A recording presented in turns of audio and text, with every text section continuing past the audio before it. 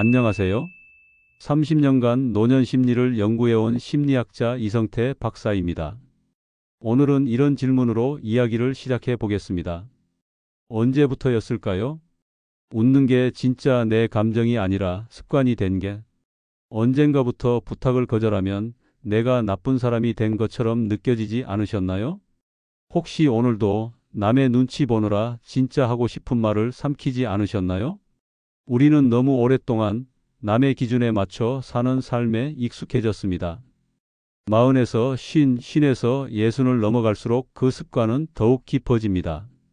남편의 기분을 먼저 생각하고 자식의 일정에 나를 맞추고 모임에서는 분위기를 깰까봐 말조차 조심스러워집니다. 정작 내 감정, 내 시간, 내 필요는 항상 마지막입니다. 처음엔 그게 어른스러운 거라고 생각했습니다. 그게 배려고 인내고 사랑이라고 믿었습니다. 하지만 그렇게 참고 또 참다 보니 어느 순간부터 내 안에 울컥하는 감정이 올라옵니다. 피곤하고 이유 없이 서운하고 누가 아무 말도 안 했는데도 괜히 내가 무시당하는 것 같고 이건 단순한 기분 탓이 아닙니다. 이 시기의 감정은 절대 우연히 찾아오지 않습니다. 그건 마음이 보내는 명확한 신호입니다. 이제는 좀 나를 돌봐야 할 때라는 내 안의 작은 외침입니다. 이 나이에 나답게 살아간다는 건 이기적이어서가 아닙니다. 오히려 그동안 남을 위해 너무 많이 희생해온 당신 같은 사람에게 꼭 필요한 회복입니다. 오늘 이 이야기에서 우리는 왜 나이 들수록 참는 삶보다 나다운 삶이 중요한지, 그리고 어떻게 하면 죄책감 없이 나를 지키며 살아갈 수 있는지를 실제 사례와 함께 차근차근 살펴볼 것입니다. 그리고 영상 마지막에는 진짜 나답게 살아가는 사람들의 공통된 태도와 당신이 오늘부터 바로 실천할 수 있는 작지만 강력한 행동 하나를 구체적으로 알려드릴 예정입니다. 부디 마지막까지 함께해 주세요. 괜찮다고 말하지만 속으로는 매일 조금씩 무너지고 있는 사람들. 그들의 얼굴에는 늘 미소가 있고 말투는 조용하고 상대가 불편할까봐 먼저 눈치를 살핍니다. 그런데 돌아서서 혼자 있는 순간 가슴이 답답하고 숨이 차고 이유 없이 눈물이 납니다. 이른바 참는 사람들의 공통적인 심리 신호입니다. 심리학적으로 이들은 감정 억제형 자기 방어를 지나치게 쓰는 경향이 있습니다. 자신의 속마음을 드러내는 것보다 상대의 기대를 맞추는 것이 더 익숙하고 편한 사람들입니다.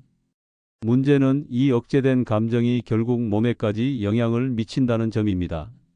실제로 서울의 한 상담센터에서 진행된 60대 이상 여성 20명을 대상으로 한 연구에서 일상에서 감정을 참고 사는 편이다라고 답한 사람 중 80% 이상이 만성 피로, 위장장애, 수면 문제를 겪고 있는 것으로 나타났습니다. 저는 수년간의 상담 과정에서 참는 습관이 심리적 문제로 이어지는 과정을 수없이 보아왔습니다. 보통 이런 분들은 다음 세 가지 공통된 증상을 겪습니다. 첫째, 이유 없는 피로입니다. 몸이 아픈 건 아닌데 늘 축 처지고 자고 나도 개운하지 않고 일상이 자꾸 무거워집니다. 이건 몸의 문제가 아니라 표현되지 못한 감정이 몸을 붙잡고 있는 상태입니다. 감정은 억누른다고 사라지지 않습니다. 말하지 못한 감정은 몸으로 나타나기 시작합니다. 둘째, 쌓이는 분노입니다. 표면상으론 조용하지만 내면에는 늘 억울함이 쌓여갑니다. 나는 참았는데 왜 아무도 몰라주지? 내가 이렇게까지 하는데 왜 고마워하지 않지? 이 분노는 바로 표현되지 않고 언젠가 갑작스럽게 터져 대인 관계를 스스로 끊어버리는 결과로 이어집니다. 셋째, 정체성 상실입니다. 오랜 시간 좋은 사람으로 살아온 대가는 나는 누구인가라는 질문에 답을 하지 못하게 만든다는 점입니다. 많은 분들이 상담에서 이렇게 말합니다. 사실 내가 뭘 좋아하는지 잘 모르겠어요. 그냥 남들 기분만 맞추다 보니 어느새 내가 없어졌어요.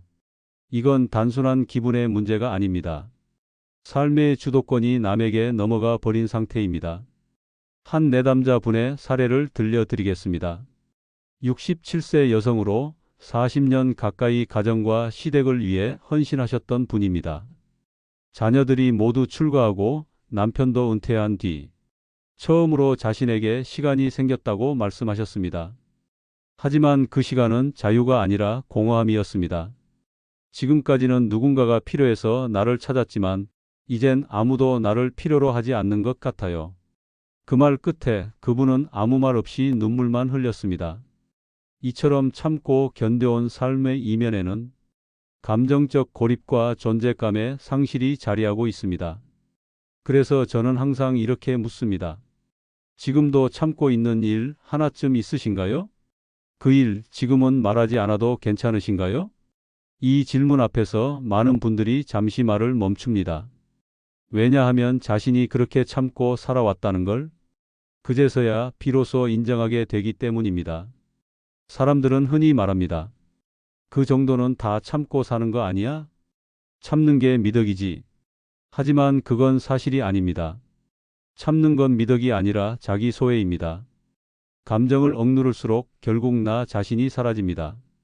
그리고 그렇게 사라진 자리에 남는 건 피로와 후회뿐입니다. 이제는 말해도 됩니다. 지금 이 순간부터라도 내 감정을 느끼고 내가 불편한 걸 인정해도 괜찮습니다. 그리고 그 한 걸음이 나답게 사는 삶의 시작이 될 수 있습니다. 참는 삶이 결국 병이 된다는 이야기를 들으셨다면 이번에는 또 하나의 중요한 진실을 마주해야 합니다. 그건 바로 나이 들수록 착한 사람일수록 손해보는 상황이 훨씬 많아진다는 사실입니다. 착한 사람이라는 말은 겉으로는 칭찬처럼 들립니다. 하지만 속을 들여다보면 그 말 안에는 자신의 욕구를 누르고 남의 기준에 순응하는 사람이라는 전제가 숨어 있습니다. 그리고 이 역할에 익숙해진 사람들은 어느 순간부터 자신보다 남을 먼저 챙기며 사는 삶에 길들여집니다. 이성태 박사인 제가 수많은 상담을 하며 가장 자주 듣는 문장 중 하나가 있습니다. 그때는 그냥 도와주고 싶었어요. 그런데 이제는 왜 그랬나 싶어요. 처음엔 선의로 시작했지만 시간이 지날수록 그 관계가 일방적이고 피로해졌다는 이야기입니다. 사례를 들어보겠습니다. 경기도에 사는 66세 여성 내담자는 동네 친구의 부탁을 몇 년째 들어주고 있었습니다. 처음엔 한두 번 병원 갈 때 차를 태워주는 정도였지만 점점 장을 대신 봐주고 명절에는 반찬까지 나눠주게 되었다고 합니다. 그런데 어느 날 본인이 감기에 걸려 그 친구의 전화를 받지 못하자 요즘 왜 이렇게 연락이 안 돼? 라는 말이 돌아왔고 그 순간 자신이 얼마나 당연한 존재가 되어 있었는지를 깨달았다고 말했습니다. 심리학적으로는 이를 착한 사람 증후군이라고 부릅니다. 이 증후군의 가장 큰 특징은 노를 말하지 못하는 것입니다. 상대의 감정을 지나치게 배려하는 성향은 결국 자기 감정을 억누르고 경계를 허물며 나중에는 자기 존중감까지 낮추게 만듭니다. 이런 상태가 반복되면 착한 사람은 점점 존중받지 못하는 좋은 사람이 됩니다.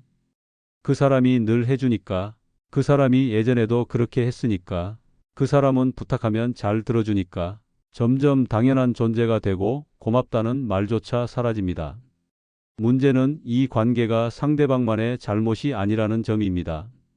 착한 사람 본인도 자기도 모르게 그 역할을 유지하고 싶어 합니다. 왜냐하면 착한 사람이라는 정체성 자체가 그 사람의 존재 이유처럼 굳어져 있기 때문입니다. 내가 싫은 소리 하면 사람들이 날 싫어할까 봐요. 그냥 도와주는 게 마음이 편해서요. 이 말 속에는 사실 관계를 잃는 것에 대한 두려움이 깔려 있습니다. 하지만 역설적으로 그렇게 참고 또 참는 관계일수록 결국은 나도 지치고 상대도 당연해지며 서로에게 피로만 남게 되는 경우가 많습니다. 그렇다면 어떻게 해야 이 착한 사람의 악순환에서 벗어날 수 있을까요? 첫 번째는 좋은 사람과 편한 사람을 구분하는 것입니다. 좋은 사람은 나도 편하고 상대도 편한 관계를 지향합니다. 하지만 편한 사람은 오직 상대만 편하게 해주는 관계입니다. 내가 그 사람한테 좋은 사람인가 아니면 그냥 편한 사람인가? 이 질문을 스스로에게 던져보세요. 답이 명확하게 떠오를 겁니다. 두 번째는 거절의 연습을 하는 것입니다. 거절은 이기적인 행동이 아니라 내 마음의 경계를 지키는 중요한 표현입니다. 거절을 할 때는 이유를 장황하게 설명할 필요가 없습니다. 이번에는 도와드리기 어려울 것 같아요. 죄송하지만 제 일정이 있어서요. 짧고 단호하게 말하는 것이 오히려 깔끔한 인상을 줍니다. 처음엔 거절하는 게 어려울 수 있습니다. 하지만 몇 번 경험하고 나면 상대도 그 선을 인식하게 되고 그 다음부터는 부탁 자체가 줄어듭니다. 세 번째는 나를 위한 시간과 에너지를 일정으로 확보하는 것입니다. 하루에 일정표를 쓸 때 남을 위한 일만 채워 넣지 말고 내가 좋아하는 일, 나를 위한 활동을 먼저 넣는 겁니다. 예를 들어 오전 10시에서 11시는 나를 위한 산책 시간, 오후 3시에는 좋아하는 라디오 듣기 등 작은 루틴을 만들어 보세요. 그 시간을 먼저 확보하면 다른 사람의 요구에 휘둘리지 않고 내 삶의 중심을 지킬 수 있습니다. 착하게만 살아서는 남도 나도 행복할 수 없습니다. 진짜 성숙한 관계는 서로가 선을 지키고 서로의 시간을 존중할 수 있을 때 가능합니다. 마지막으로 꼭 기억해 주세요. 착하다는 말은 칭찬이 될 수도 있지만 무기가 될 수도 있습니다. 상대가 나를 이용하기 시작할 때 그 무기는 칼날이 되어 돌아올 수 있습니다. 착한 사람이 되기보다 건강한 사람이 되는 것이 더 오래 갑니다. 앞서 우리는 남에게 맞추며 살아온 삶이 어떻게 내 감정을 억누르고 내 경계를 무너뜨리는지를 살펴봤습니다. 그렇다면 이제는 이렇게 물어야 합니다. 왜 우리는 나이 들수록 그렇게 쉽게 지치고 무기력해지는 걸까요? 단순히 체력이 떨어졌기 때문일까요? 아니면 나이를 먹어 어쩔 수 없는 걸까요? 아닙니다. 무기력은 몸보다 마음이 먼저 지친 신호입니다. 그 안에는 의미의 상실이라는 공통된 뿌리가 있습니다. 사람은 역할이 사라질 때 무너지지 않습니다. 의미가 사라질 때 무너집니다. 그게 바로 중년 이후 많은 분들이 이유 없이 무기력해지는 가장 본질적인 이유입니다. 실제로 중년 이후 찾아오는 우울감의 대부분은 외로움보다는 쓸모없음에 대한 감정에서 비롯됩니다. 아이들이 독립하고 사회에서의 역할이 줄고 주변 사람들의 관심도 점점 멀어질수록 내가 무언가에 기여하고 있다는 감각이 희미해지면서 스스로를 작아지게 느끼기 시작하는 것입니다. 이런 감정은 눈에 보이지 않지만 분명하게 작용합니다. 어느 날 아침 괜히 이불 속에서 나오기 싫고 오랜만에 친구와 통화했는데도 말수가 줄어들고 즐거워야 할 일조차 그냥 피곤하게만 느껴지는 것. 이게 바로 의미가 빠진 일상에서 오는 심리적 탈진입니다. 실제 사례를 하나 소개해 드리겠습니다. 서울에 사는 63세 남성 어 씨는 35년간 대기업에서 근무하다가 60세에 퇴직한 후 잠깐의 해방감을 느꼈다고 합니다. 하지만 그 기분은 2달도 채 가지 않았습니다. 갑자기 하루가 길게 느껴졌고 이전에는 상상도 못했던 낮잠과 무의미한 유튜브 영상 보기로 시간을 보내게 됐습니다. 가족과의 대화도 줄어들고 식사 시간조차 점점 늦어졌다고 말했습니다. 이런 상태를 심리학에서는 의미 상실성 우울이라고 부릅니다. 사회적 활동은 줄었고 특별한 위기도 없는데도 삶이 허무하게 느껴지는 상태입니다. 심리학자 빅터 프랭클은 그의 저서 죽음의 수용소에서 이렇게 말합니다. 고통 자체가 우리를 무너뜨리는 것이 아니라 그 고통에 의미가 없다고 느껴질 때 인간은 무너진다. 중년 이후 우리가 겪는 무기력의 본질은 바로 의미 없는 반복된 시간이 우리 내면을 잠식하고 있다는 데 있습니다. 그렇다면 이 무기력을 벗어나기 위해선 무엇이 필요할까요? 첫째는 작지만 의미 있는 몰입의 시간을 만드는 것입니다. 몰입은 단순한 취미 활동이 아닙니다. 내가 지금 이 순간 살아있다고 느끼게 하는 행위입니다. 독서, 손글씨, 그림, 정원 가꾸기, 악기 연주 등 어떤 것이든 좋습니다. 핵심은 남의 평가와 결과가 아닌 내 감정이 중심이 되는 시간을 확보하는 것입니다. 실제 연구에서도 주 3회 이상 몰입 활동을 가진 중장년층은 그렇지 않은 그룹보다 우울감이 40% 이상 낮았고 수면의 질도 평균 20% 향상됐다는 결과가 있습니다. 둘째는 일상의 루틴에 의미를 심는 연습입니다. 의미는 거창한 데 있지 않습니다. 아침에 일어나자마자 창문을 열고 햇살을 느끼며 마시는 커피 한 잔, 동네 마트에서 마주치는 익숙한 이웃과의 인사. 이런 순간에 내가 존재하고 있다는 느낌을 붙잡는 것이 중요합니다. 많은 분들이 별거 아닌 일인데요? 라고 말합니다. 하지만 이 별거 아닌 일을 매일 반복하며 그 안에서 의식적으로 감사와 연결하는 것이 삶의 감정선을 되살리는 핵심입니다. 셋째는 새로운 역할을 다시 정의하는 것입니다. 더 이상 누구의 엄마, 누구의 남편이 아닌 지금의 나에게 꼭 맞는 새로운 정체성을 찾는 겁니다. 예를 들어, 나는 지금부터 이 동네에서 고양이 밥 주는 사람이다. 나는 아파트 정원에서 꽃 이름을 기록하는 사람이다. 나는 매일 걷는 길에서 미소로 인사하는 사람이다. 이처럼 사소하고 개인적인 역할이라도 그 안에서 정체성을 회복하는 분들은 삶에 다시 에너지를 불어넣는 것을 경험하게 됩니다. 심리학에서는 이를 의미 기반 회복 모델이라 부릅니다.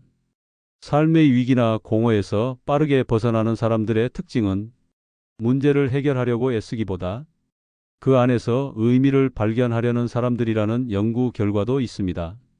마지막으로 제가 드리고 싶은 말은 이것입니다. 중년 이후 무기력은 게으름이 아닙니다. 그건 의미를 찾지 못한 삶이 보내는 마지막 경고입니다. 그 경고를 무시하지 마세요. 오늘 하루를 그냥 보내지 마세요. 단 10분이라도 나만의 시간을 정하고 나를 위한 몰입을 해보세요. 그 시간이 반복되면 다시 살아있다는 느낌이, 다시 내가 나로 존재하는 감각이 조금씩 돌아올 것입니다. 앞서 우리는 중년 이후 무기력의 본질이 삶의 의미 상실이라는 사실을 이야기했습니다. 그런데 의미 있는 삶을 만들어가려는 이 시점에서 우리가 가장 먼저 정리해야 할 것이 하나 있습니다. 바로 나를 지치게 만드는 사람입니다. 사람은 관계 속에서 살아갑니다. 하지만 모든 관계가 나를 성장시키는 것은 아닙니다. 특히 나이가 들수록 감정의 여유와 체력의 한계가 좁아지기 때문에 불필요한 감정 소모를 일으키는 관계는 선별할 필요가 있습니다.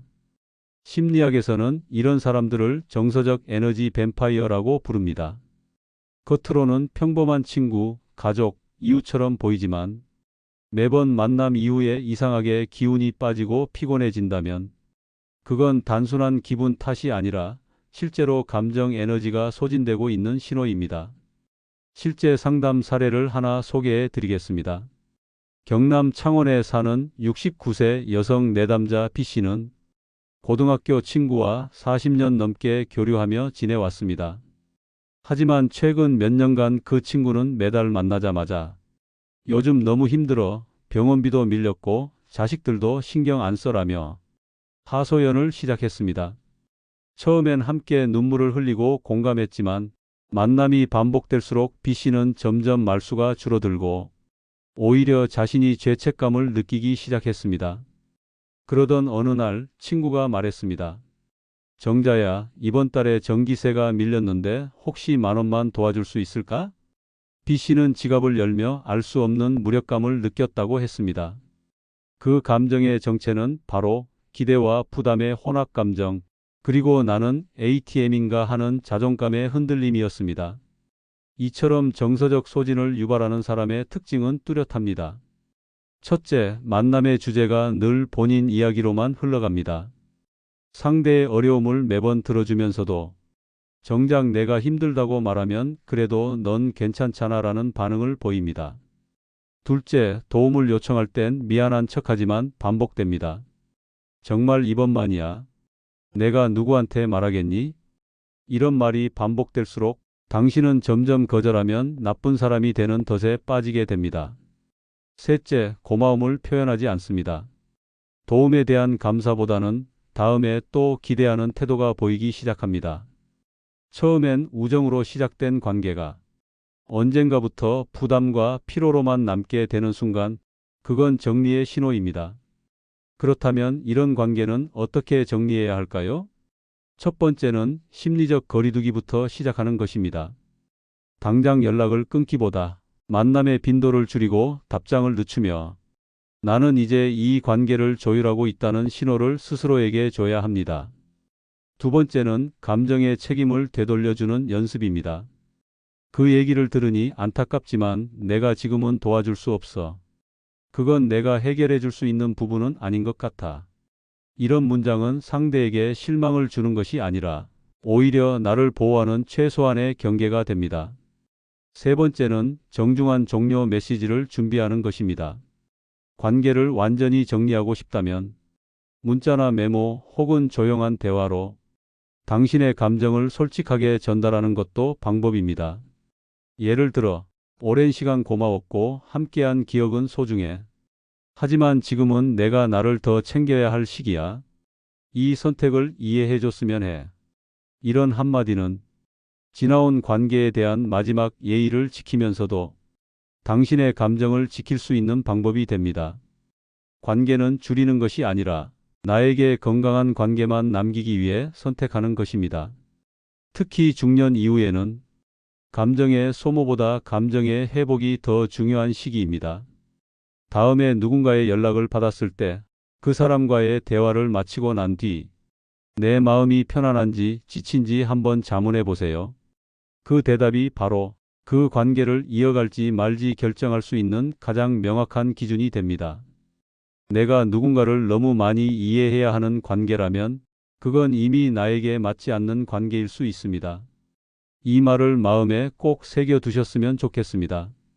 지금까지 우리는 감정을 억누르며 살아온 사람들의 고통, 그리고 나를 소진시키는 관계에서 벗어나야 하는 이유에 대해 이야기했습니다. 그렇다면 이렇게 묻게 됩니다. 그 모든 걸 이겨낸 사람들은 지금 어떻게 살고 있을까? 오늘 이 시간 우리는 바로 진짜 나로 살아가는 사람들의 공통점에 대해 이야기해 보려 합니다. 먼저 분명히 짚고 넘어가야 할 것이 하나 있습니다. 진짜 나로 살아간다는 건 누구에게도 휘둘리지 않고 오로지 자신만을 위해 이기적으로 살아간다는 뜻이 아닙니다. 오히려 그 반대입니다. 나의 중심을 바로 세운 사람만이 타인과의 관계에서도 건강한 거리를 유지할 수 있습니다. 이성태 박사로서 수많은 상담 사례를 통해 확인한 결과 삶을 회복하고 자신답게 살아가는 분들에게는 다음과 같은 세 가지 공통점이 있습니다. 첫째, 나는 누구인가라는 질문에 자기만의 언어로 대답할 수 있습니다.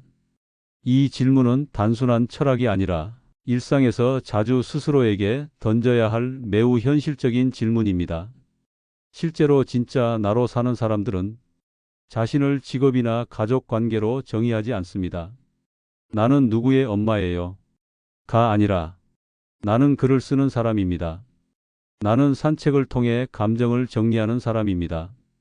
이처럼 스스로의 정체성을 역할이 아니라 가치와 행동으로 설명합니다. 한 예로 64세 여성 내담자 C씨는 퇴직 후 무기력감에 빠졌다가 일기 쓰기를 시작했습니다. 처음엔 단 3줄이었고 매일 쓰지 못하는 날도 많았지만 1년이 지나자 그녀는 스스로를 이렇게 소개했습니다. 저는 요즘 기억을 쓰는 사람이에요. 그 말 속에는 자존감, 삶의 중심, 존재감이 모두 담겨 있었습니다. 둘째, 그들은 외로움을 두려워하지 않습니다. 진짜 나로 사는 사람들은 혼자 있는 시간 속에서 스스로를 다듬고 채웁니다. 그들은 함께 있어도 외로운 관계보다 혼자여도 평온한 시간을 더 귀하게 여깁니다. 심리학적으로는 이를 자기 충족이라고 합니다. 자기 충족 능력이 높은 사람일수록 감정적 기복이 적고 타인의 부정적인 평가에도 쉽게 흔들리지 않는다는 연구 결과가 있습니다. 서울대학교 심리연구소의 조사에 따르면 주 3회 이상 혼자만의 시간을 규칙적으로 갖는 중장년층이 우울 점수와 불안 점수에서 평균 대비 30% 이상 낮은 수치를 보였다고 합니다. 즉, 혼자 있는 시간은 고립이 아니라 회복입니다. 셋째, 삶의 루틴이 남 기준이 아니라 내 기준으로 구성되어 있습니다.